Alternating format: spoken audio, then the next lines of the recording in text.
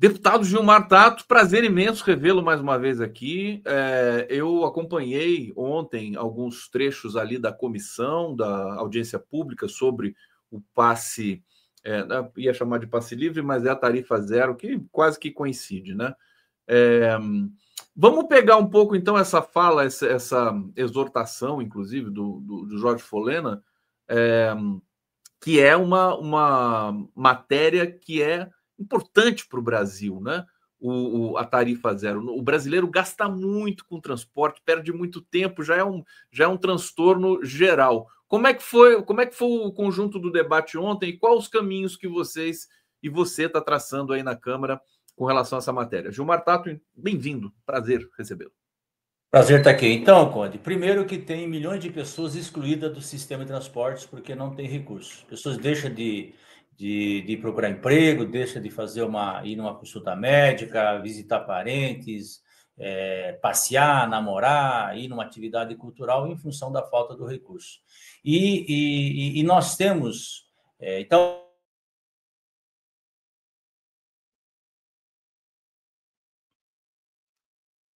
congelou, nas últimas décadas, congelou e voltou.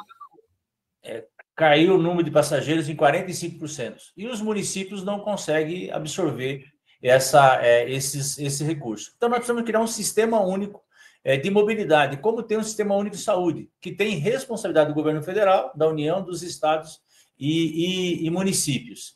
E no Brasil, nós temos já 138 cidades, que é o maior do mundo, de municípios que têm a tarifa zero. Então, tem no Brasil já 138 cidades, tarifa zero 24 horas por dia, 7 dias por semana. Não estou falando aqui de feriados e domingos só apenas. E no mundo, nós temos cidades, temos capitais, como Tallinn, na Estônia, que tem a tarifa zero. Nós temos o Luxemburgo, que é um país que tem a tarifa zero.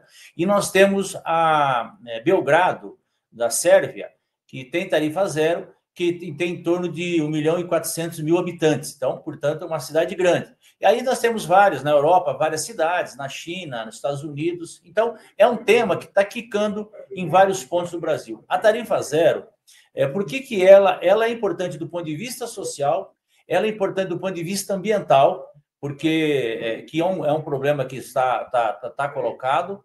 E priorizar o transporte público é evitar que as pessoas usem o transporte individual, que polui mais. E ela é importante do ponto de vista econômico, porque diminui o congestionamento, você faz com que as pessoas possam entrar no sistema de transportes coletivo. Então, precisa ter investimento pesado em trilhos e em corredores, em pneus, em ônibus. E é esse debate que nós estamos fazendo. Aonde foi implantada a tarifa zero, nos locais que foram implantados a tarifa zero, aumentou o número do comércio de 20% a 30%. Nós temos dados em relação a isso. Entendeu? Então, a economia aquece também e muda o jeito, o funcionamento das cidades, o comportamento das cidades. E esse debate, a implantação, possibilita você discutir redução de velocidade, diminuição de acidentes, aumentar a calçada, fazer ciclovias, fazer mais corredores de ônibus, faixas de ônibus. Então, esse debate, ele é fundamental fazer para as cidades. E, felizmente, eu tenho trabalhado isso, a experiência minha na cidade de São Paulo, na área da mobilidade, a gente tem trabalhado isso há muito tempo. Nós fizemos algumas políticas relacionadas a isso, como foi o bilhete único, como foi o passe livre estudante, a redução da tarifa para o idoso acima de 60 anos, para a mulher gestante, crianças, as mães que vão levar a criança para a escola. Era um processo, né, que foi abortado, no fundo, perdemos a eleição, e esse debate voltou à tona agora com a Covid, com essa crise do sistema de transportes. Então, nós fizemos audiência pública ontem, foi um debate muito rico, mais de 2 horas. O presidente Lula, uma conversa que eu tive com o presidente Lula, ele topou conversar sobre o assunto e pediu estudos, que é justamente o que nós estamos fazendo. Então, nós temos 2 grandes iniciativas. A primeira, uma comissão especial na Câmara Federal, que deve ser instalada a semana que vem ou na outra semana, que é justamente com representação de todos os partidos, para verificar a parte da legislação, que tem 3 grandes, digamos, projetos estruturantes nesta área. Um a PEC da Luiz Erundina, o outro um marco regulatório e outro um projeto que é meu do Vale Transportes, que nós vamos ter que nos debruçar em relação a isso. E a outra é os estudos que o presidente Lula pediu ao ministro da Fazenda, Fernando Haddad, no sentido de verificar fontes de financiamento. Ao mesmo tempo, então, portanto, nós estamos no momento de conversando com a Fazenda, com a equipe lá do Fernando Haddad, estamos conversando com o Ministério das Cidades, que é a Secretaria Nacional de Mobilidade, e, evidentemente, o próprio presidente Lula meio que determinou para que o governo estudasse isso.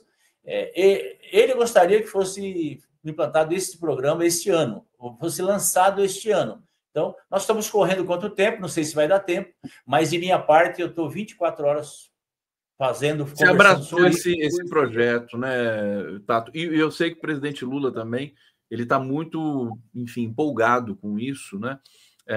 Porque é uma mudança, assim como o projeto da isenção do imposto de renda, enfim, a economia brasileira está tomando os trilhos novamente.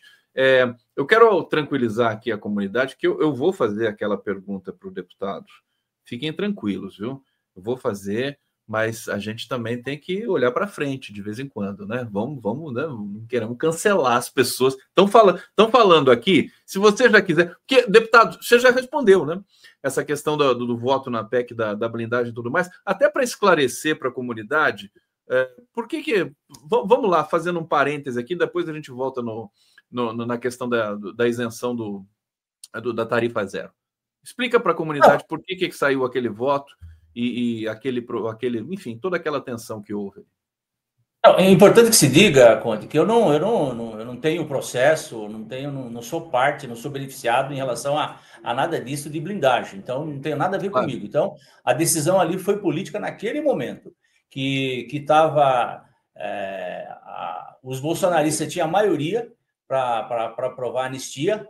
Eles tinham 262 votos, precisava de 257, então ia aprovar a anistia naquele dia, e ao mesmo tempo, no dia seguinte, inspirava uma medida provisória que era da isenção da tarifa da energia elétrica, que beneficiava 60 milhões de pessoas e que ia ser derrotado, tá certo? Então, uma decisão política na hora, para não estourar todo o resto, que eu fui para o sacrifício e votei em relação a essa PEC da blindagem.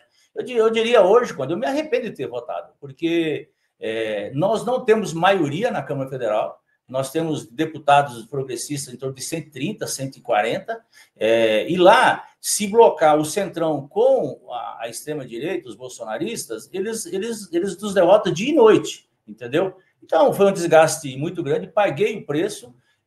A tática parlamentar, às vezes, você tem que fazer movimentos que muitas vezes as pessoas não entendem lá fora, entendeu? É evidente, você perguntar para mim, faria de novo? Não, errei pelo desgaste político que eu passei, que eu não precisava disso, entendeu? Não precisava disso, não sou beneficiado disso e não tenho.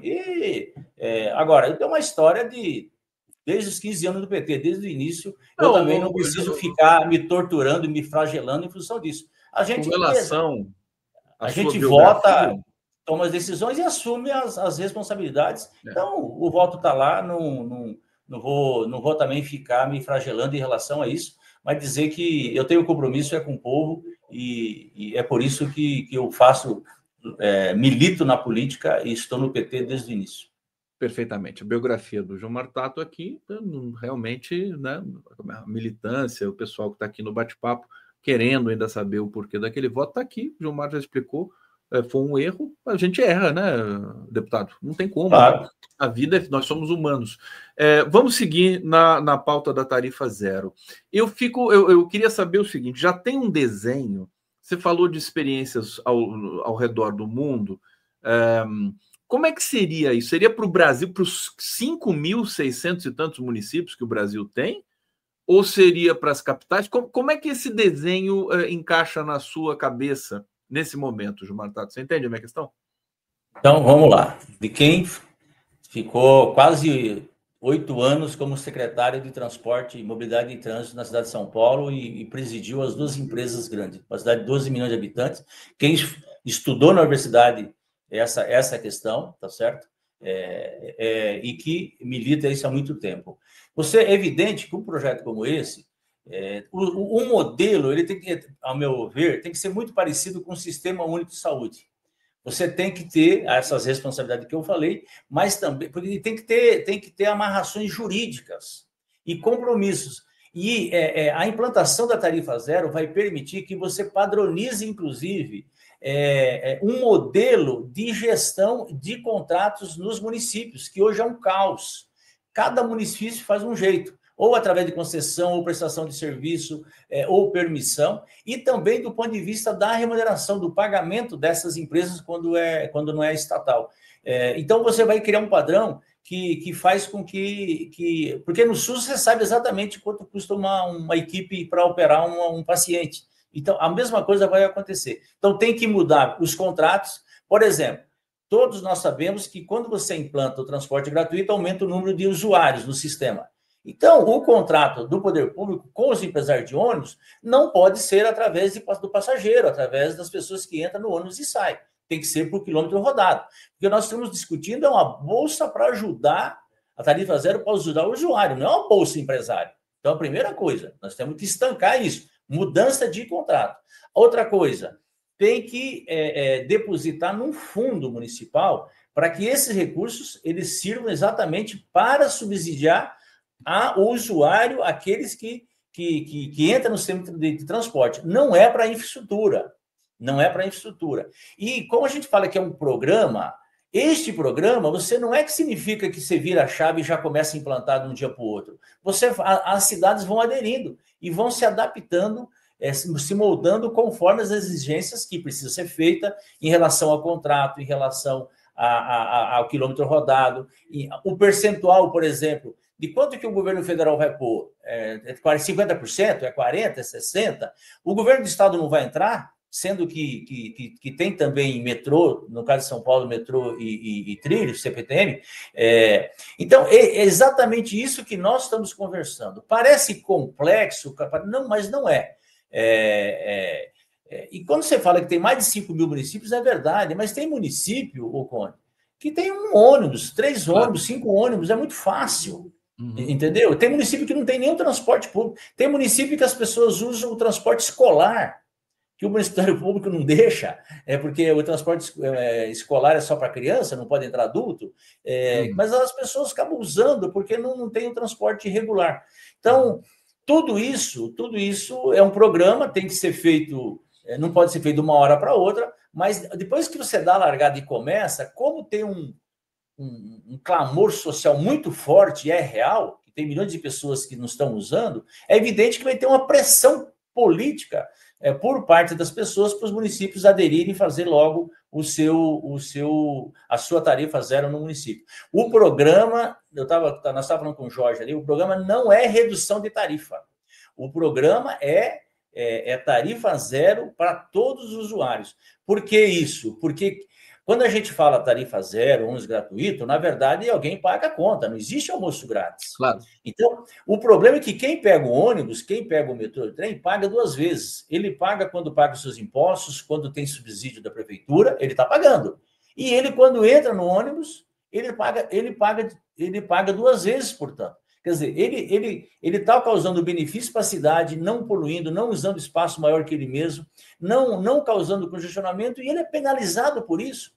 E o sistema não é só para pobre. O sistema não é só... Entendeu? O sistema... Aí que vem, acho que uma questão. Público, gratuito e universal. Quando eu uso o termo do SUS, o SUS ele é universal. As pessoas tendo dinheiro ou não. Porque tem uma frase do Penalosa, que foi prefeito de Bogotá, que é uma pessoa que entende muito dessa área de mobilidade, eu tive o prazer de conhecê-lo, conversar com ele. Ele fala, um país rico não é onde todos andam de transporte individual, de carro. Um país rico é onde as pessoas andam de transporte coletivo, seja ele rico ou pobre. É disso que se trata. Então, é uma política de cidades, das pessoas se apropriarem das cidades, discutir como funciona a cidade, e aí precisa ter o convencimento de todos nesse sentido. Então, vamos destacar algumas questões aqui, quer dizer, melhoraria o próprio comércio, e iria ser bom para a economia, a tarifa zero, e aumentar o contingente das pessoas que usam transporte público nas cidades, independente, claro que isso seria uma transição da classe social. Agora, eu queria perguntar o seguinte, como é que ficam as empresas que estão nesse processo, né, terrível, né, de inclusive que tem infiltração de crime organizado também no transporte público, a gente sabe disso, né, na coleta do lixo e tudo mais. Como é que ficam as empresas? Elas seriam remuneradas de que maneira? Quem que vai pagar essa conta? Da onde vai sair esse dinheiro? Que agora, com essa história, inclusive, da responsabilidade fiscal para o Congresso também, tem que dizer da onde vai sair o dinheiro, né, João Martato? Como é que fica isso? Claro. Primeiro, nós temos que definir que não é bolsa de empresário. Bolsa empresário é para beneficiar o usuário. Isso tem que deixar claro. Segundo, como aumenta o número de usuários, tem que mudar os contratos. Eu tenho a convicção que a hora que nós implantarmos a tarifa zero e a hora que o usuário não tem relação nenhuma com o empresário, e o empresário não depende do recurso do usuário, enfraquece o prestador de serviço, enfraquece os empresários de ônibus e fortalece o poder público, porque todo mundo está em relação ao poder público. E você faz por quilômetro rodado, e aí ajuda, porque aí é fácil fiscalizar. Se você diz o seguinte, ó, você vai ter que dar partida no seu ônibus em 10 minutos.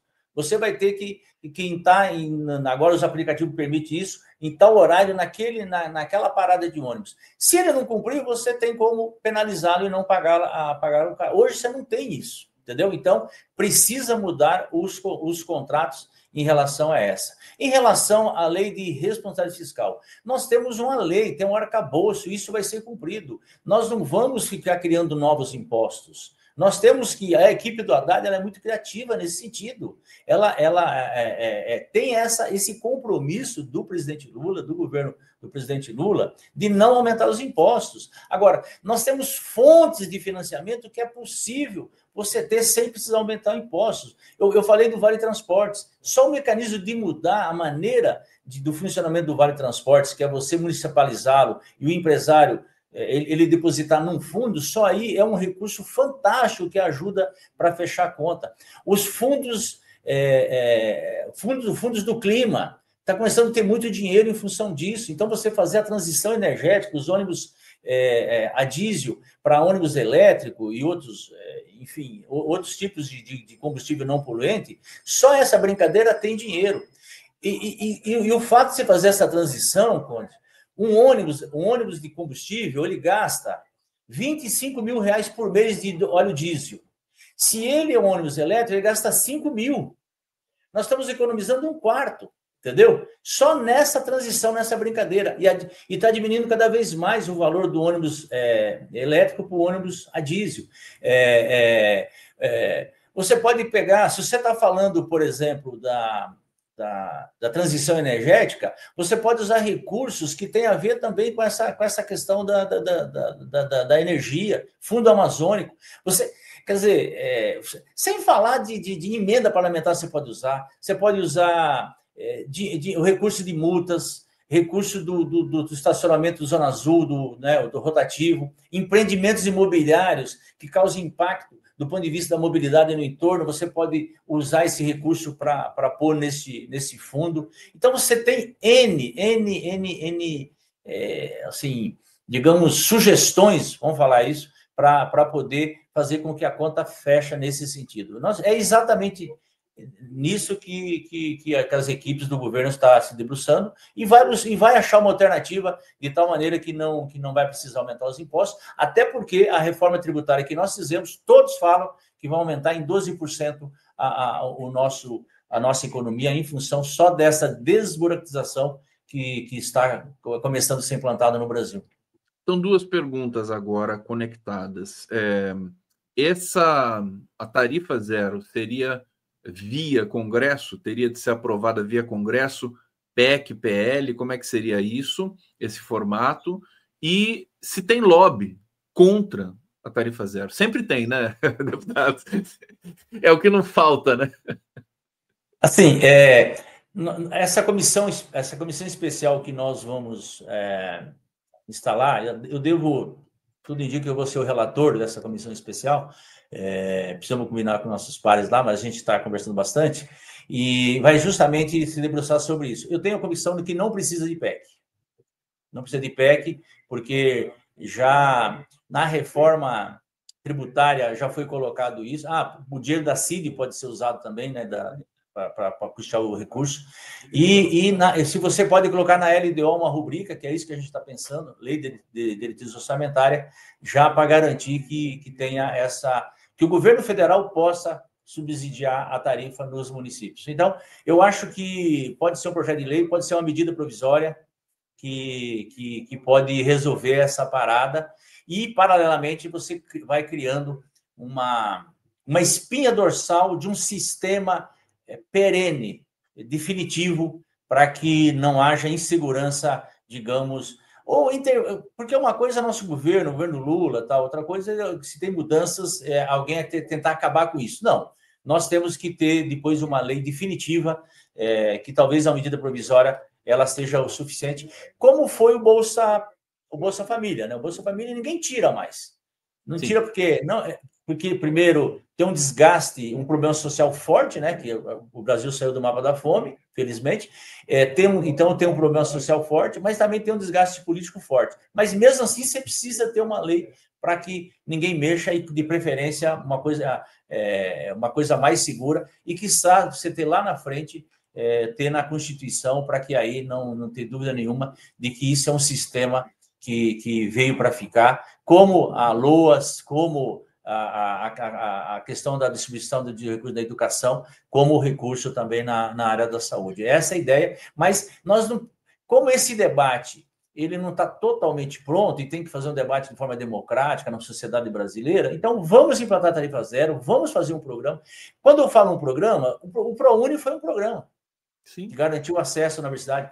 O caminho da escola, aqueles amarelinhos que tem muito no interior, dos ônibus escolares, isso é um programa do Ministério da Educação, do governo federal, que ele fabrica os ônibus e produz. E uma das conversas que eu tive com o presidente Lula é que eu falei, presidente, o Brasil está tendo muitos recursos, está tendo muito montadoras, estão vindo para cá, os chineses, e às vezes tem incentivos relacionados a isso. Nada contra os incentivos ao transporte individual, mas se nós tivermos um investimento pesado no transporte público, você gera muitos empregos na cadeia produtiva, na fabricação de ônibus, de trilhos, de vagões, entendeu? Então, você causa um benefício para as cidades, para o coletivo, e também emprego na cadeia produtiva, né? Porque precisa entrar 30 mil ônibus de imediato para diminuir a idade da frota, que isso Você causa... Você está falando no plano nacional?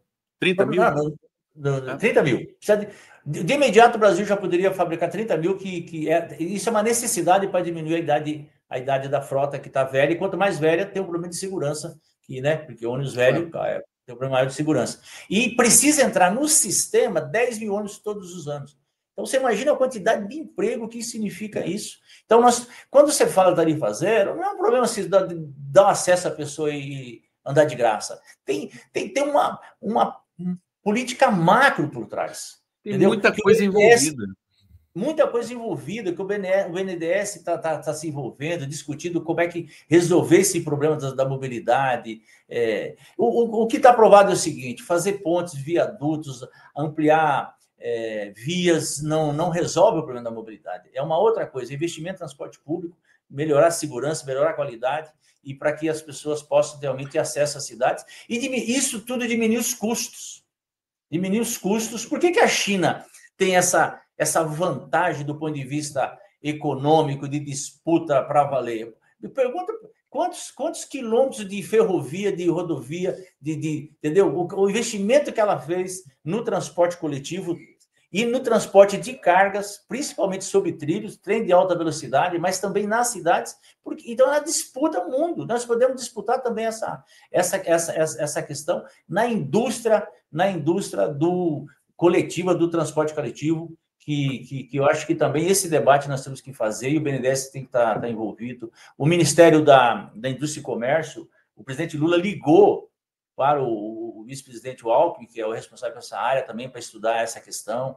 entendeu? Então o governo está envolvido, o Lula Quem está... diria, hein, deputado, que você ia trabalhar lado a lado com o Geraldo Alckmin para essa a questão da tarifa zero. O Gilmar Tato... Eu não sei se é verdade, eu fiquei 30 anos falando mal do PSDB, do Alckmin, tá certo? Acho que... O Alckmin é impressionante, né? Quer dizer, ele é de uma lealdade com o presidente Lula e com o governo que é comovente, é uma coisa impressionante. Como E a encaixou... simplicidade dele, né? A simplicidade dele, o jeito dele trabalhar. Simplicidade, é. A gente conhece a biografia do Gilmar Tato, sabe toda a dedicação que ele tem para a questão do transporte público em São Paulo. Na gestão Haddad, você foi quem planejou as faixas, tudo que rolou, as ciclovias, né? Tudo passou por você, né, Tato?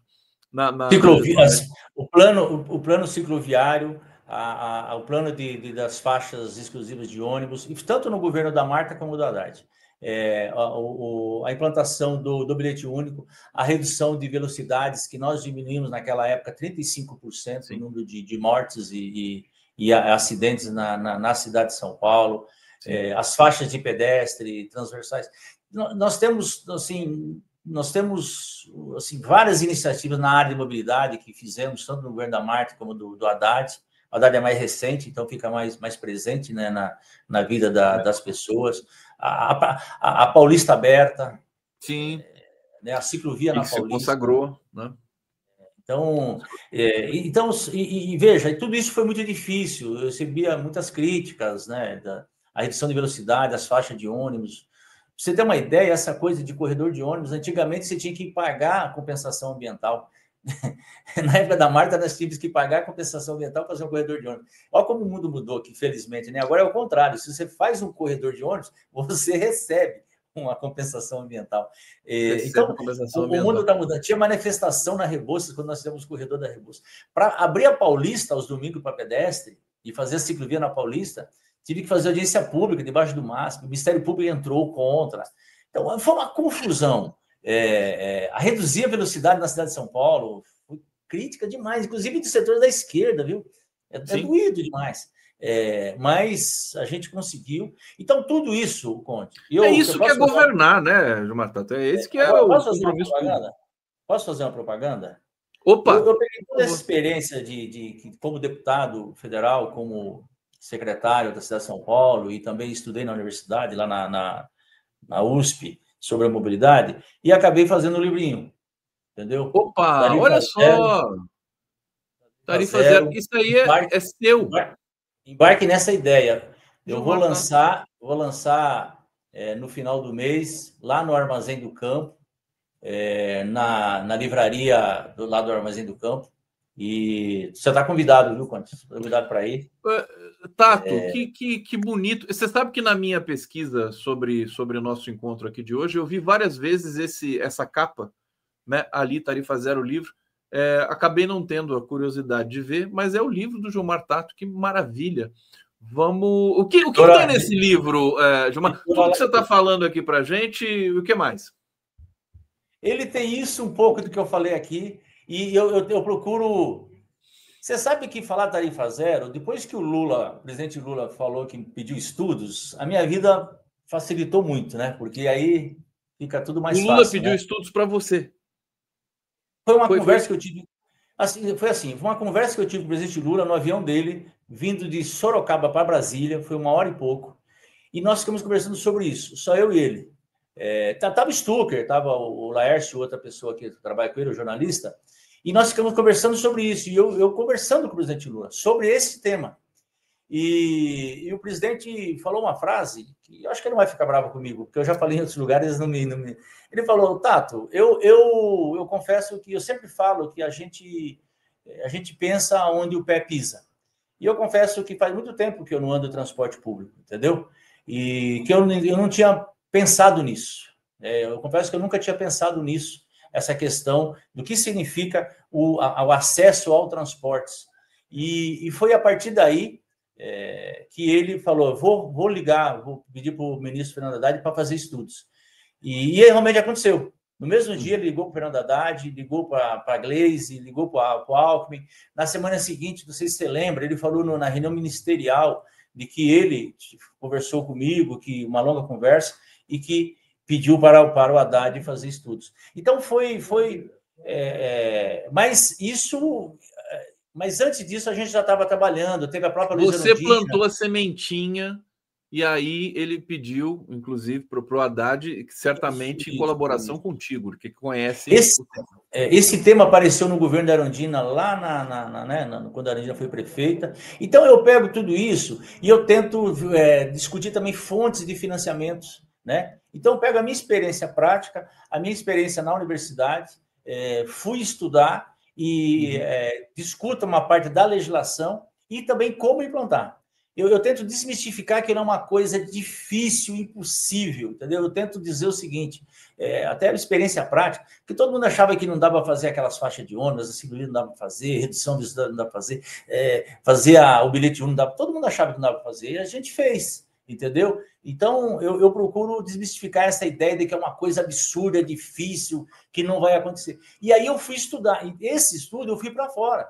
Por isso que eu fui para Luxemburgo, eu fui para Belgrado, sabe? Eu tô estudando as cidades brasileiras e as cidades de outros países. E as cidades do Brasil, Tato? Maricá, se não me engano, tem passe livre. O que você encontrou nas cidades brasileiras? Não, você tem a maior cidade no Brasil é Caucaia, que é da região metropolitana de Ceará. E aí você tem, cada cidade tem a sua particularidade, do ponto de vista do financiamento, do ponto de vista da operação, não. Todas aumentaram o número de usuários do sistema, o comércio, um elogio muito forte do comércio, porque aumentaram as vendas. Do ponto de vista político, 98% dos prefeitos... Eles ficam satisfeitos, né, com os prefeitos?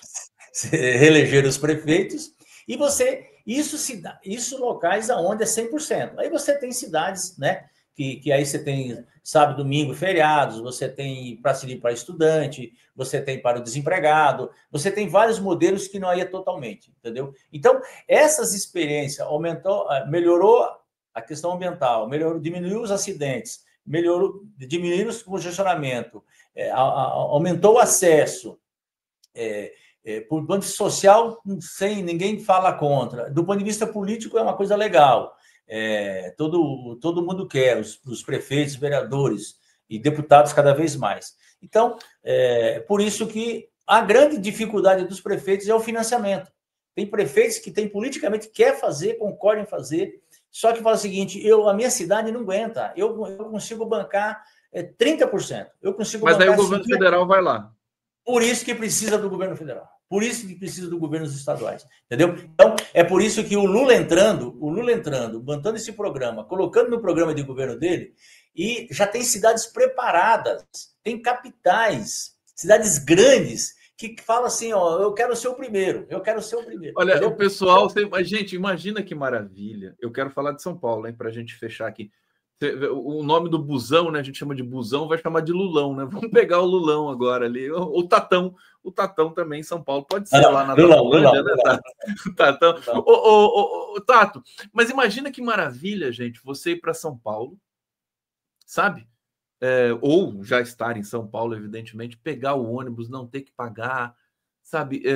Um ônibus melhor, um ônibus tecnologicamente, com ar-condicionado, quando tiver necessidade disso. Para São Paulo, que é a cidade... Não poluente. Oi? Não poluente, né? Um ônibus não poluente. Como é que você vê isso em São Paulo? Quer dizer, teria conexão também com metrô, com trem? Como é que você vê a implementação disso em São Paulo? Você acha que São Paulo pode ser a referência nesse sentido? Sobretudo se ganhar a prefeitura daqui a 2 anos. A hora que fizer em São Paulo, o Brasil inteiro faz. Eu lembro que quando nós fizemos a faixa de ônibus, e não custa, é bem baratinho fazer, né? É só pintar, né? Tirar o carro e pintar, é bem baratinho. Então, não tinha justificativa de os prefeitos não fazerem, né? Mas quando São Paulo fez, todos os prefeitos foram obrigados a fazer. Tanto é que esse ano o Brasil inteiro tem faixa de ônibus. Ciclovias, a mesma coisa. Você pode ver. São Paulo fez aquele... Né, no governo do Haddad nós temos aquela quantidade de ciclovias, Depois eu andei para o interior para ser candidato a senador e depois deputado. A quantidade de cidades que tem ciclovias é um negócio impressionante. Aumentou. Entendeu? Isso no Brasil inteiro. Então, São Paulo, a hora que São Paulo entrar nesse negócio, aí vira a chave de vez. Não é difícil. O governo estadual, o metrô e o trem tem que entrar. É importante, porque beneficia os usuários. Agora, se do ponto de vista político o governador não quiser entrar, não quiser dar recursos, São Paulo tem que fazer assim mesmo. Nós fizemos o bilhete único, na época, nós implantamos o bilhete único, estava tudo preparado para fazer junto com o metrô e com o trem, do ponto de vista tecnológico, né? E aí o Serra era o governador na época, não quis fazer, porque era um programa do PT, da Marta, mas assim mesmo nós implantamos o bilhete único. Então, São Paulo ficou um pouco mais de um ano, o bilhete único só funcionando no sistema de transportes. E aí depois ele foi obrigado a fazer, porque é um desgaste político muito grande, entendeu? Então, por isso que nós temos que fazer a nossa parte, os prefeitos têm que fazer a sua parte, e os governadores vão vir depois. Se não quiser vir agora, vão vir depois. Vai vir depois. Não tem como, porque eles têm que participar dessa partilha dos recursos, que nós temos um debate logo em seguida, depois que implantar nas cidades, que as linhas intermunicipais, o metropolitano, entendeu? Que aí nós já temos outros tipos de experiência. Na Alemanha, o país inteiro da Alemanha, você paga uma tarifa lá, parece que é 58 euros, você viaja o mês todo, então você anda, exceto o trem de alta distância, aquele trem de alta velocidade de alta distância, exceto aquele, todas as outras linhas de ônibus e de trem, a pessoa só paga isso o mês todo e anda no sistema intercidades, vamos chamar assim, metropolitana e interestadual, no país inteiro, isso na Alemanha. Entendeu? E que 58 euros para nós é muito dinheiro, evidentemente, mas lá não é tanto dinheiro assim, entendeu? Então, você já tem política mais avançada. Nós estamos querendo fazer a parte primeira, que é das cidades, e depois o segundo passo é fazer a região metropolitana. Gilmar Tato, que bom, que prazer conversar contigo. Está chegando aqui o Marcelo Dias, também uma das lideranças mais ativas do Partido dos Trabalhadores no Rio de Janeiro, está aqui conosco. Eu quero te dar os parabéns por essa iniciativa, por ter semeado isso com o presidente Lula. Eu não sabia de onde tinha partido isso, o Lula ficou encantado, então a gente agora sabe dessa viagem aí de avião que você teve com o Lula. Mostra o livro de novo aí do Tarifa Zero, que eu aqui, quero, e o lançamento, deixa eu mostrar aqui, o lançamento vai ser quando? No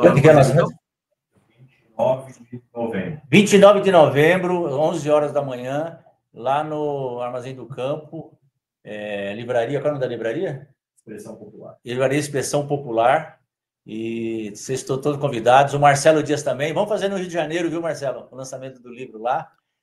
Aliás, eu sou cidadão carioca, o Edson Santos me deu o título de cidadão carioca em função da Tarifa Zero, e eu que agradeço, viu, Cone? Prazer voltar a falar com você, o seu pessoal todo, e a gente está à disposição, tá bom? Forte abraço para vocês. Maravilha, um abraço grande aí para todo mundo da sua equipe aí também. Obrigado.